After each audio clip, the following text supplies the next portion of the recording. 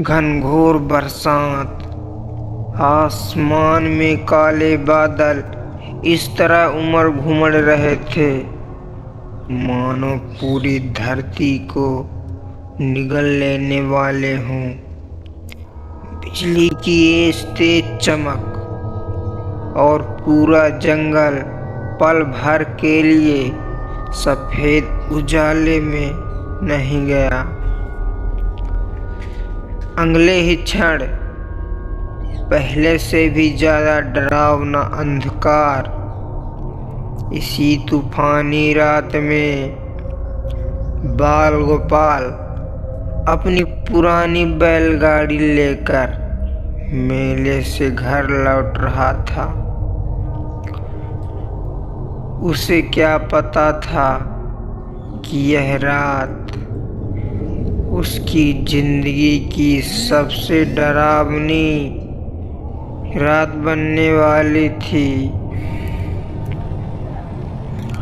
तेज हवा पेड़ों के झकझोर रही थी, सूखे पत्ते की सरसराहट किसी अनदेखे कदमों जैसे लग रही थी। कीचड़ से लथपथ रास्ते पर बैलगाड़ी के पहिए धीरे धीरे धंसते जा रहे थे। दोनों बैल हर कदम पर रुक रुक कर आगे बढ़ रहे थे, मानो उन्हें भी इस अंधेरी रात का डर सता रहा हो। हे भोलेनाथ, बाल गोपाल बुदबुदाया, आज तो घर पहुंचना भी मुश्किल लग रहा है। बारिश रुकने का नाम नहीं ले रही थी। बिजली की गड़गड़ाहट सीधे दिल के भीतर उतरती महसूस हो रही थी। काश मैं मेले में इतनी देर तक न रुकता। उसने बैलों को हौसला दिया, चलो रे, बस थोड़ा और। लेकिन रास्ता अब पहचान से नहीं आ रहा था। मेले की चहल पहल अब किसी पुराने सपने जैसी लग रही थी। यहाँ अब सिर्फ डर था।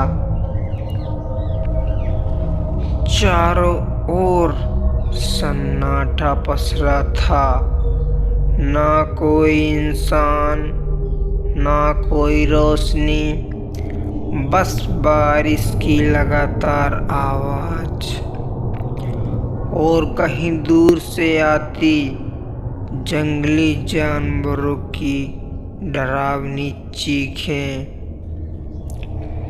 बाल गोपाल का दिल जोर जोर से धड़कने लगा। उसे इस रास्ते के बारे में सुनी हुई डरावनी कहानियां याद आने लगी।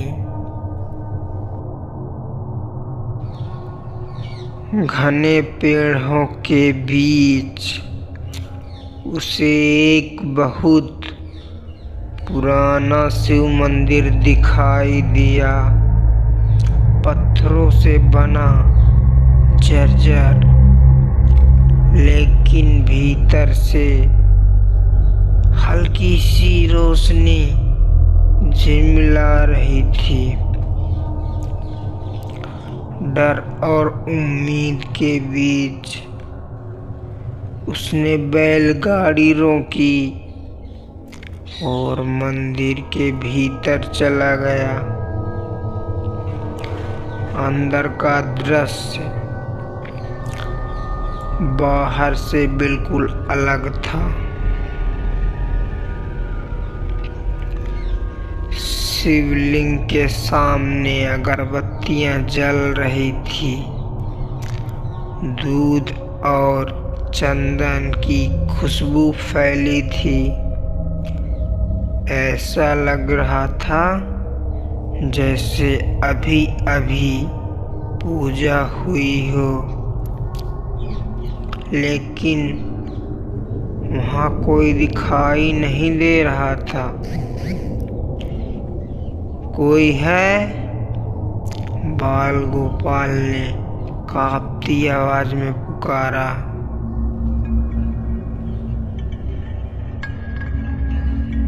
तभी बारिश के शोर को चीरती हुई एक आवाज आई, टन टन टन।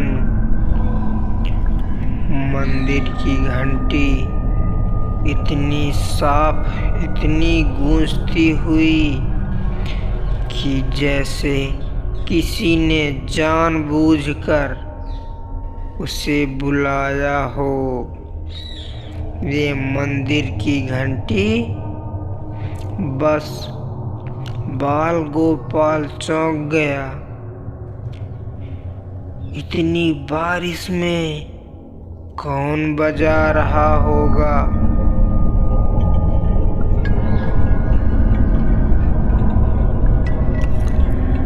तभी मंदिर के पीछे से एक वृद्ध साधु प्रकट हुए।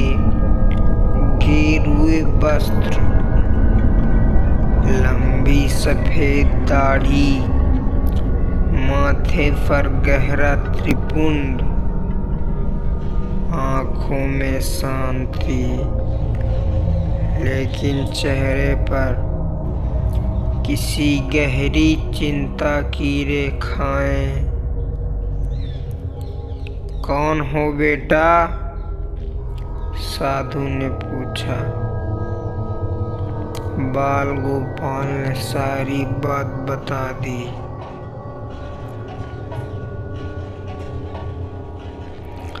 साधु कुछ पल चुप रहे, फिर गंभीर स्वर में बोले, आज की रात यहीं रुक जाना बेटा, और ध्यान रखना आधी रात के बाद अगर कोई आवाज सुनाई दे, रोए चाहे पुकारे या तुम्हारा नाम ले, किसी भी हालत में इस मंदिर की सीमा से बाहर मत जाना। बाल गोपाल ने सिर हिला दिया। उसे लगा शायद जंगली जानवरों की बात हो रही है। उसे फल दिए गए, चटाई और कंबल मिला। थकान के कारण उसकी आंखें धीरे धीरे बंद होने लगी। तभी एक धीमी आवाज, बाल गोपाल। उसकी नींद टूट गई। बाहर आ जा बेटा, मैं तेरी माँ हूँ। उसका शरीर सिहर उठा। आवाज बिल्कुल उसकी माँ जैसी थी। ठंडी बारिश में भीग रही हूँ, मुझे बचा ले बेटा।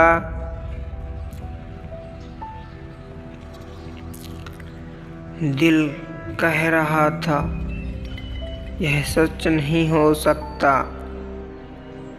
लेकिन आवाज इतनी सच्ची, इतनी अपनी।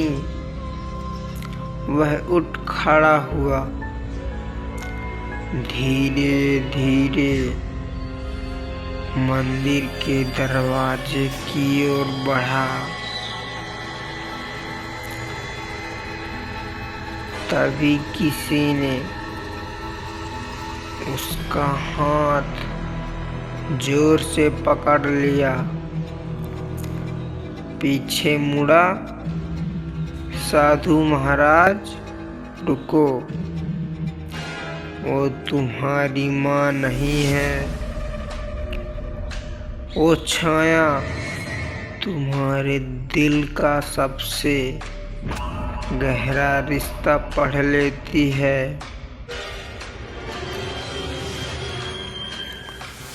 बाहर से हंसी गूंजी, मैं फिर आऊंगी, बार बार आऊंगी। साधु शिवलिंग के सामने बैठ गए और ऊंचे स्वर में मंत्र जपने लगे। पूरा मंदिर एक रहस्यमयी ऊर्जा से भर गया। धीरे धीरे बाहर की आवाजें कम होने लगी। आखिरकार सिर्फ बारिश की आवाज बची। अब डर मत बेटा, साधु बोले, भगवान शिव ने रक्षा की है।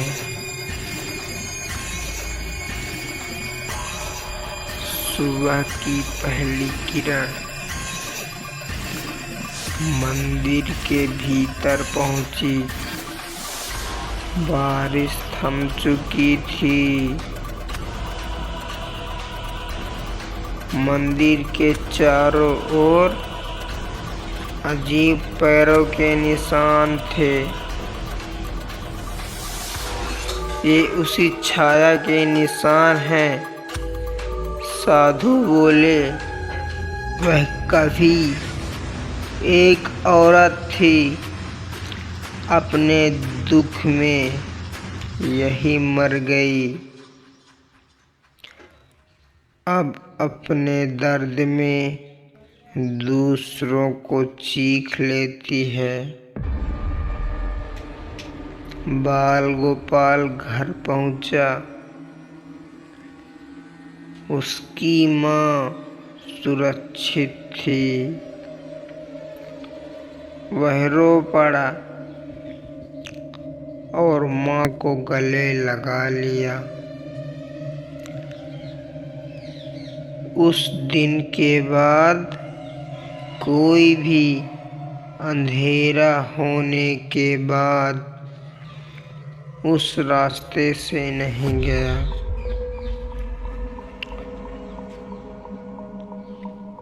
कुछ आवाजें मदद के लिए नहीं होती, वे अपने अकेलेपन को हमारे अपनेपन की आवाज में छुपाकर बुलाती हैं।